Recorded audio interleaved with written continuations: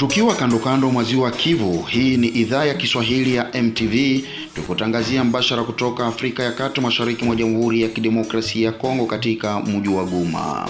Hujambo na karibu tena katika yetu hii ya matangazo. Mimi ni Jerome Hassan Kiawere na hapa kwanza muhtasari wake. Nyumba nyingi za wakaaji wa Kabimba kwenye kilomita za pata 8 kusini mwa mji wa Uvira za poromoshwa na maji ya mto Kabimba uliojaa kutokana na mvua kali ulionyesha.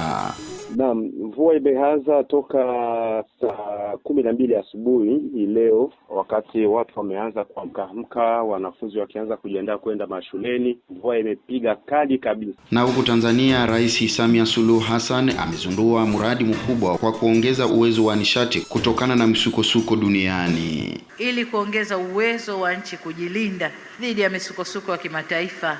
Mtazamaji na msikilizaji wa MTV, ni yale machache kati ya yale mengi tulionaye katika meza yetu ya matangazo ya MTV, tukutangazia mbashara kutoka Afrika ya Kati, mashariki mwa Jamhuri ya Kidemokrasia ya Kongo.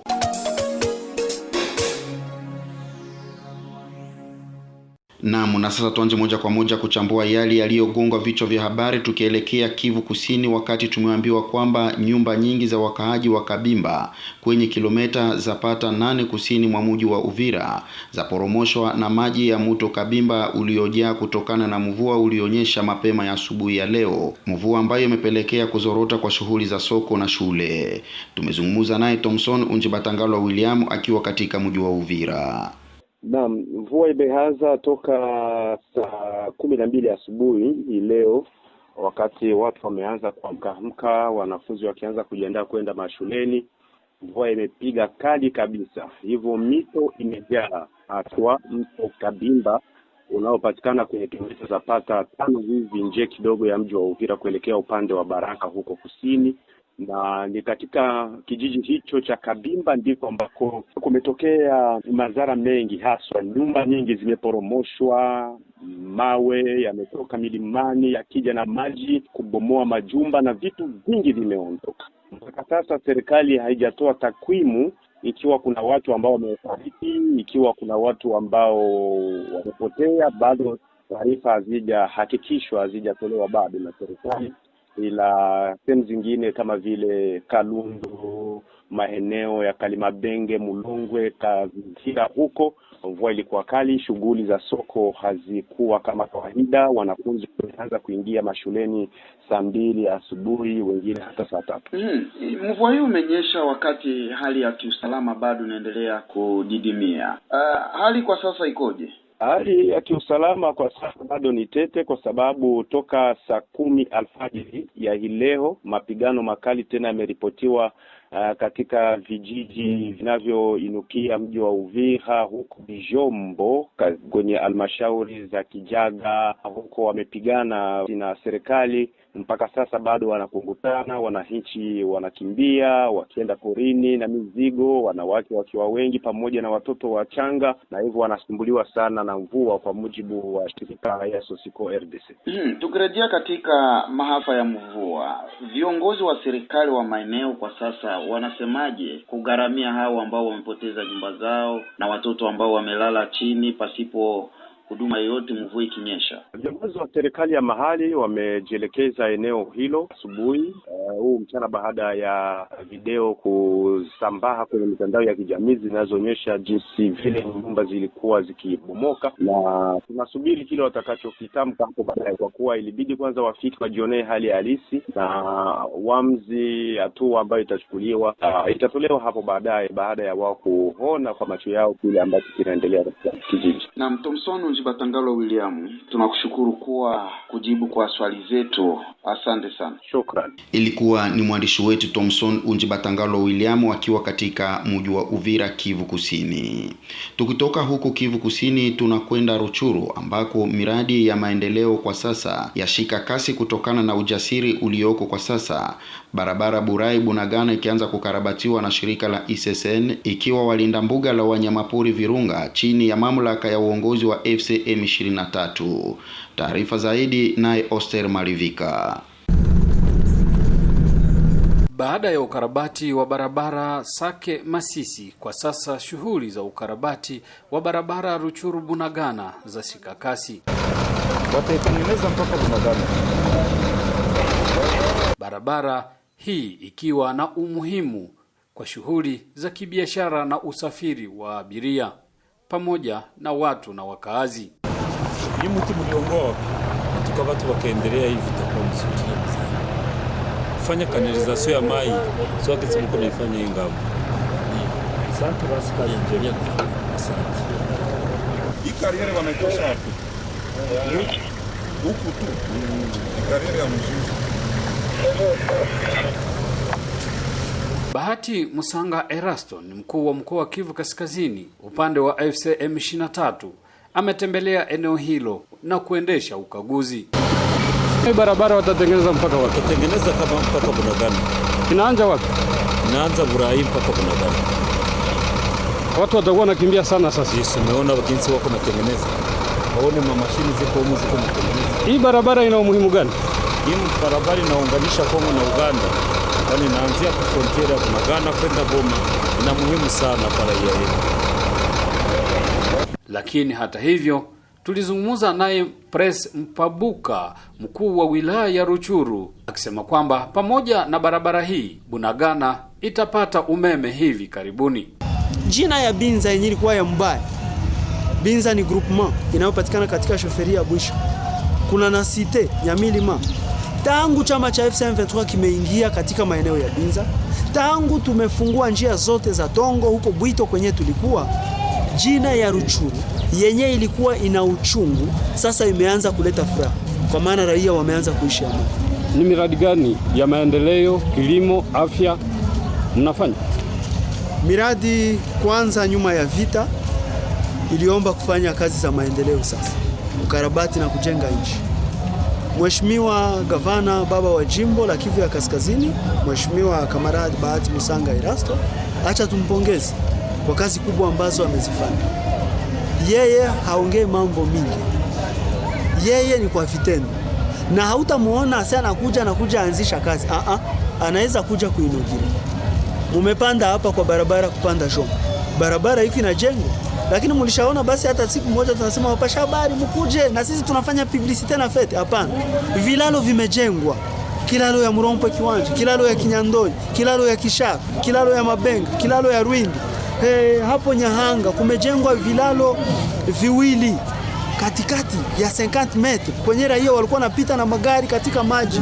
Kuna kilalo ya hapo Nyahanga, kuna kilalo hapo Buvunga, kuna kilalo ya hapo Biruma.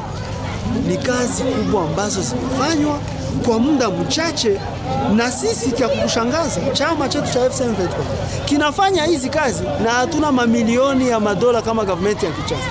Sasa chama cha FC23 kingekuwa na milioni ya madola kama government ya Kinshasa, ingekuwaje bwana mpashaji hapa? Politiki ya chama ni kujongelea raia.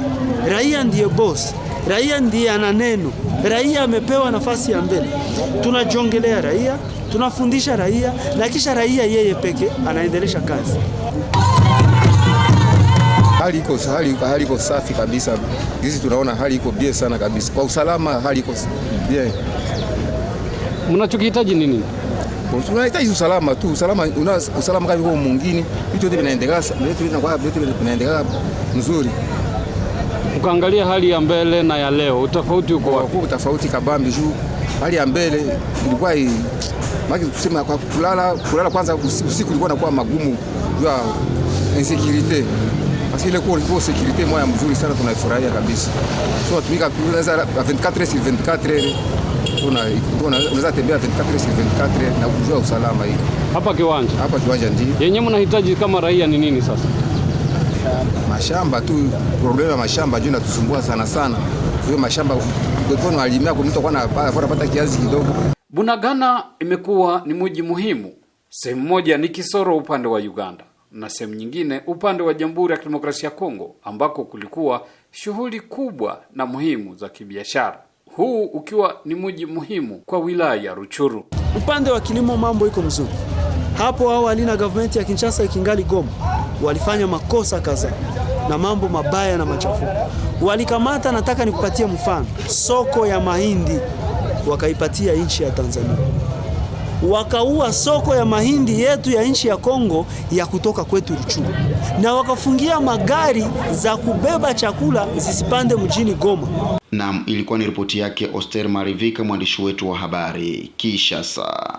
Baada ya rais wa Jamhuri ya Kidemokrasia ya Kongo Felix Tshisekedi kumteua Julian Lumumba kushiriki katika uchaguzi wa shirika la kimataifa la Francophonie, Achille Kapanga, mchambuzi wa masuala ya kisiasa katika kanda la maziwa makuu, apongeza hatua hii ya rais ikiwa ni muhimu katika siasa ya Kongo.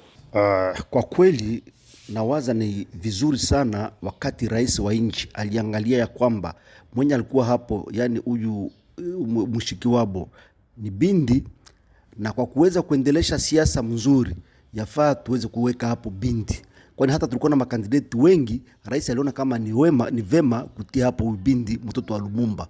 Na hii jina Lumumba ni jina linajulikana ulimwenguni nzima, na ni jina inayokuwa na heshima, na ndio kwa maana hii jina wakati wana memba wote wa UF watasikia kwamba ni hii jina ndio tunaweza kutia hapo, watasema tunaona kama kweli kweli Kongo napenda kama ule mwenye kukuwa na panafricanism, mwenye kujulikana ulimwengu mzima ndio aweze kufanya hiyo kazi. Na huyu mama huyu Juliana atajikaza sana aweze kuheshimisha jina baba yake na aweze kuheshimisha jina ya Kongo ili aweze kutumika kama kawaida. Ndio kwa maana mimi kwa binafsi nawaza kama ni vizuri kuweza kumteua ule mama, na tuombe inji zote jirani, inji zote zenye kwa wana member wa hii EOF waweze kusupport candidate yetu. Na mnajua kwamba Rwanda imekuwa na kuweza kutia Kiingereza kama lugha ya kiserikali kwao. Nikisema wanapenda watie kiserikali Kiingereza, hawapendi tena Kifaransa. Wataendelea kusupport yani kuongoza kituo cha Kifaransa japo wanapenda Kiingereza, hii haitaweza kuambatana. Na ndio kwa maana tunawaza iko heri sana hata Rais Macron na wengine wote waunge hii candidate yetu mikono na tuweze kumteua huyu mama. Asante sana. Na hatimaye Tanzania.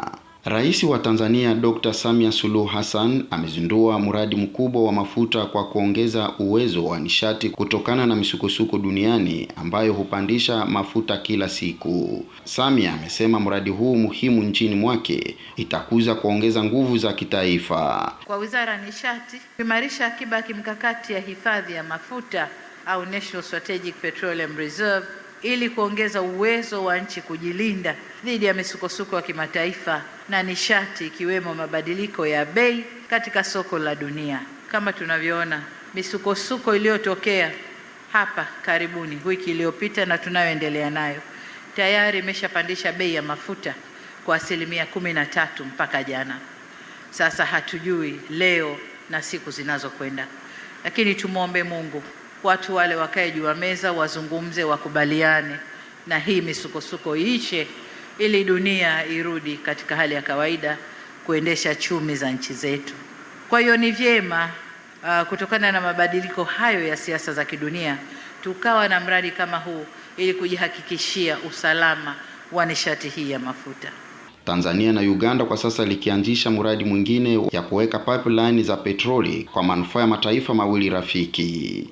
Mtazamaji na msikilizaji wa MTV, ni kwa habari hiyo ndipo mimi natamatisha matangazo yetu ya jioni hii ya leo, matangazo yanayokujia moja kwa moja kutoka idhaa ya Kiswahili ya MTV, tukutangazia mbashara kutoka Afrika ya Kati, mashariki mwa Jamhuri ya Kidemokrasia ya Kongo. Kumbuka matangazo haya yanaendelea kwenye mitandao ya kijamii na tunasikika kote duniani na eneo zima ya maziwa makuu kupitia redio wa shirika.